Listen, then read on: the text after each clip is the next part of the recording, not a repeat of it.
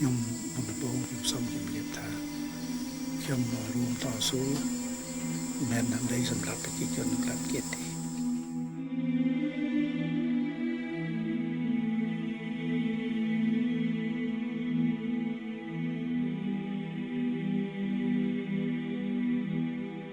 You can't mention Cambodia without people drawing a connection to the country's bloody genocide past. This is a Tuol Sleng genocide prison of S21.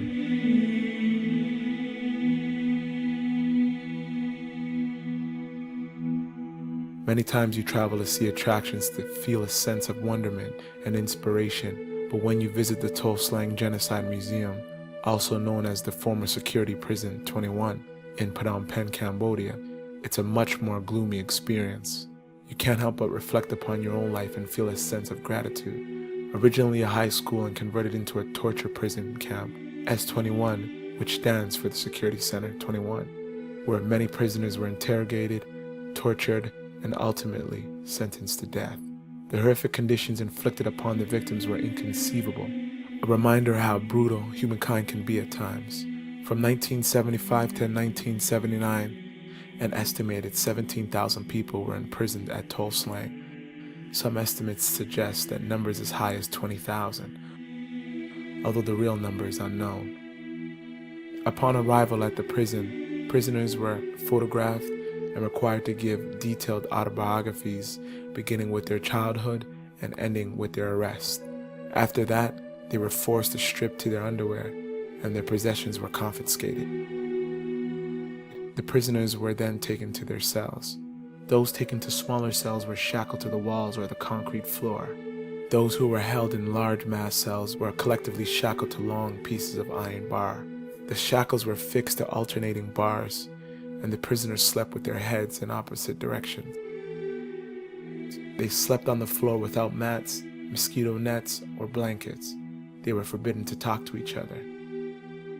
The day in the prison began at 4:30 a.m. When prisoners were ordered to strip for inspection, the guards checked to see if the shackles were loose or if the prisoners had hidden objects they could use to commit suicide. Over the years, several prisoners managed to kill themselves, so the guards were very careful in checking the shackles and cells. The prisoners received 4 small spoonfuls of rice porridge and watery soup of leaves twice a day. Drinking water without asking the guards for permission resulted in serious beatings. The inmates were hosed every 4 days. The prison had very strict regulations, and severe beatings were inflicted upon any prisoners who tried to disobey. Almost every action had to be approved by one of the prison guards. They were sometimes forced to eat human feces and drink human urine. The unhygienic living conditions in the prison caused skin disease, lice, rashes, ringworm, and other elements.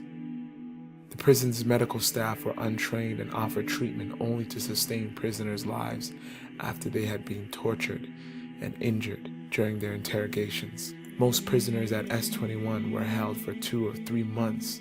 However, several high-ranking Khmer Rouge were held for longer. Within 2 or 3 days after they were brought to S21, all prisoners were taken for interrogation. The torture system at Tuol Sleng was designed to make prisoners confess to whatever crimes they have been charged with by their captors. Prisoners were routinely beaten, tortured with electric shocks, searing hot metal instruments, and hangings, and were also inflicted with the use of various other devices. Some prisoners were cut with knives and suffocated with plastic bags. Other methods of generating confessions included pulling out fingernails while pouring alcohol on the wounds, holding prisoners' heads underwater, the use of waterboarding techniques. Females were sometimes raped by their interrogators, even though sexual abuse was against the democratic Kapuncha DK policy. Medical experiments were performed on certain prisoners. Inmates were sliced open and had organs removed with no anesthetics. Others were attached to intravenous pumps, and every drop of their blood was drained from their bodies to see how long they could survive. The most difficult prisoners were skinned alive. When prisoners were first brought to Tuol Sleng, They were made aware of the 10 rules that they were to follow during their incarceration. The imperfect grammar is a result of faulty translation from the original Khmer. I will read them for you. Number 1, you must answer accordingly to my questions. Don't turn them away. Number 2, don't try to hide the facts by making pretexts, this and that.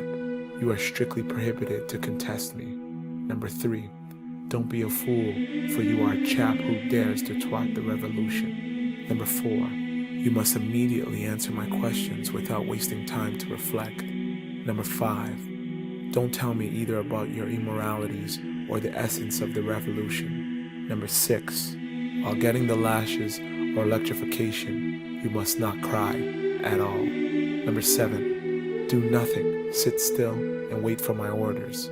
If there is no order, keep quiet.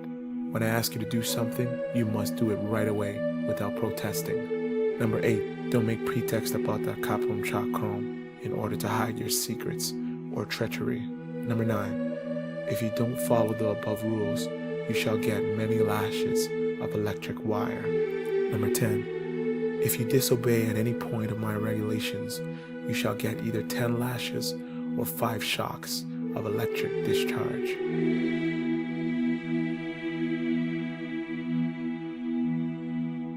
Today the museum is open to the public.